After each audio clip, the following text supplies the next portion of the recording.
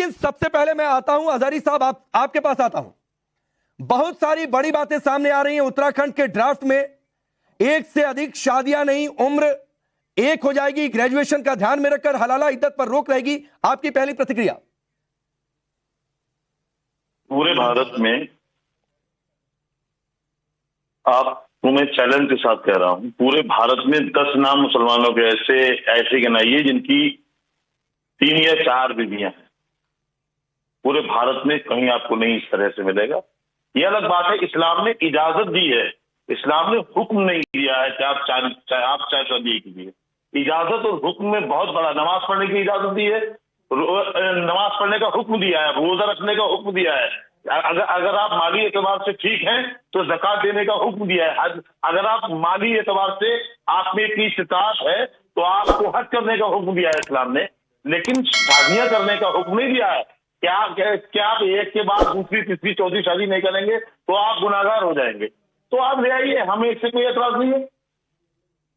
अब आप इसको प्रोपेगेंडा बना करके अगर हम तो थोप रहे हैं। नहीं हजारी साहब, एक तो एतराज नहीं है तो सर इतनी नाराजगी किस बात की? हलाला इद्दत को भी खत्म करने की बात सामने आ रही है, इस पर आपकी प्रतिक्रिया? फिर मैं आगे बढ़ता हूं। जी, क्या कहा आपने? मैंने कहा कि अगर आपकी कोई नाराजगी नहीं है साहब और आपको कोई दिक्कत नहीं है तो इतनी तलखी आपकी बातों में मुझे क्यों समझ में आ रहा है? हलाला इद्दत को भी हटाने की बात सामने आ रही है, इस पर आपकी टिप्पणी क्या? साहब कहां से लाते हो आप? क्या हलाला, क्या इद्दत? आप इस्लाम को ही टारगेट क्यों कर रहे हैं? देश के वजीर आजम को, नरेंद्र मोदी को देश ने वजीर आजम बनाया है, मुसलमानों का मुफ्ती नहीं बनाया है। आप जिस तरह से पेश किया जा रहा है, ऐसा लग रहा है कि मुसलमानों के मसाइल के लिए, मुसलमानों के मजहबी मामलों के लिए वजीर आजम को वजीर आजम बनाया गया। ये बात ठीक नहीं है। नहीं मतलब हलाला इद्दत आपके लिए इतना जरूरी है कि उस पर रोक लग जाएगी तो इस्लाम में दिक्कत आ जाएगी। सुबोई खान, ठीक है सुबोई, फिर मैं चारू प्रज्ञा आपके पास आता हूं। नाम क्या है? अजहरी साहब है जी। अजहरी साहब, मेरा नाम सुबूही खान है।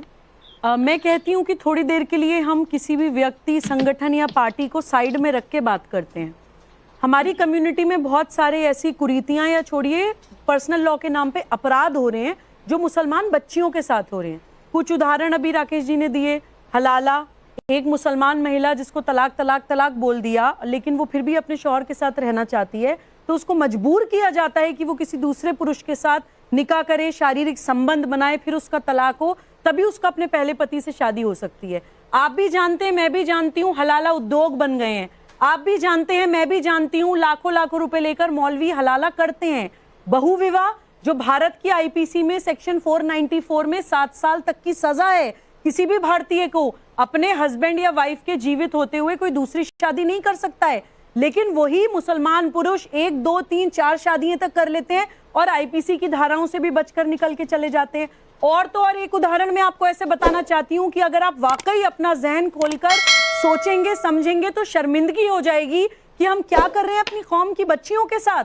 हम लोग प्रवास करते हुए पहुंचे हैदराबाद, वहां पे असदुद्दीन ओवैसी साहब जो कहते हैं इंशाल्लाह एक दिन भारत की बेटी प्रधानमंत्री बनेगी, उसी हैदराबाद में, उसी तेलंगाना में अरब से 80-80 साल के शेख आकर 12-12 साल की मुसलमान बच्चियों के साथ निकाह करते हैं, मिस्यार निकाह के नाम पर।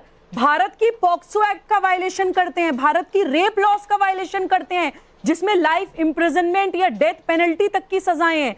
मैं ये कहती हूं कि पर्सनल लॉ जहां तक मान्यता, कस्टम्स, प्रैक्टिसेस हैं, ठीक है, लेकिन कोई भी पर्सनल लॉ अगर आपके देश के क्रिमिनल कानून का वायलेशन करने लगे, आपकी बच्चियों को सेक्सुअल कमोडिटी की तरह इस्तेमाल करने लगे, तो ऐसी प्रथाओं को उखाड़ के फेंक देना चाहिए हमें अपने लेकिन समाज वो तो से। कह रहे हैं कि इन प्रथाओं को उखाड़ने की बात पर कि प्रधानमंत्री मुफ्ती की तरह काम कर रहे हैं, इस्लाम में दखल दे रहे हैं अगर हलाला इद्दत को रोका जा रहा है। देखिए राकेश पांडे जी बड़े गुस्से में बोल रहे हैं आप। जली ना, तेरी भी जली ना। नहीं साहब, मैं गुस्से में बिल्कुल नहीं हूँ, लेकिन हाँ जहाँ बच्चियों की बात आएगी, जहाँ महिलाओं की बात आएगी सर, और अगर किसी कुप्रथा को, जैसा सुबोही कह रही है कि कुप्रथा है, और अगर जरा उत्तराखंड के ड्राफ्ट वाला ग्राफिक्स स्क्रीन पर रखिए। अरे सुनिए अजहरी साहब, सर आप धार्मिक नेता हैं, आप धार्मिक विद्वान हैं, आपकी अपनी मजबूरी होगी सर, मेरी कोई मजबूरी नहीं है, मेरी कोई मजबूरी नहीं है। सुबोही ने अभी कहा कि ये कुप्रथा है, और कुप्रथा को अगर कोई ड्राफ्ट समाप्त करता है, अगर किसी अपराध को कहीं समाप्त करने की बात आती है, तो आप कहते हैं कि प्रधानमंत्री मुफ्ती की तरह काम कर रहे हैं, तो आपको सोचना चाहिए, मुझे नहीं।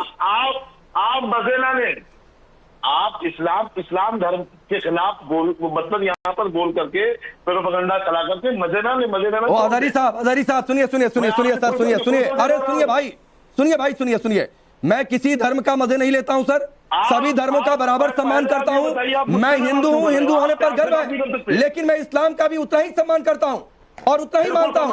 तो बिल्कुल ये प्रोपेगेंडा आप मत खेलिए सर, और ना मैं खेलने दूंगा आपको यहाँ पर बैठकर, ना मैं खेलने दूंगा। हिंदू धर्म में भी जो बुराइयां हैं, कुप्रथाएं हैं, उस पर खुलकर बोलूंगा और वो समाप्त हो जाए, इसकी वकालत करूंगा। आप बात अगर कायदे से करेंगे तो बात करूंगा, मुझे डिबेट करने का शौक नहीं है। अच्छा समझा? नहीं सर, अपना ही माइक। अच्छा हो गई, इतनी दिक्कत हो गई। अरे अजहरी साहब क्या हो गया? अरे अजहरी साहब, हलाला इज्जत जा रहा है, आप क्यों डिबेट छोड़कर जा रहे हैं? अजहरी साहब जरा इनको स्क्रीन पर रखिए, एक बार स्क्रीन पर रखिए। हलाला इज्जत पर रोक लगाने की बात हटाने की बात अजहरी साहब ने डिबेट छोड़ दी, डिबेट छोड़कर हटकर भाग गए। करा ली बेइज्जती।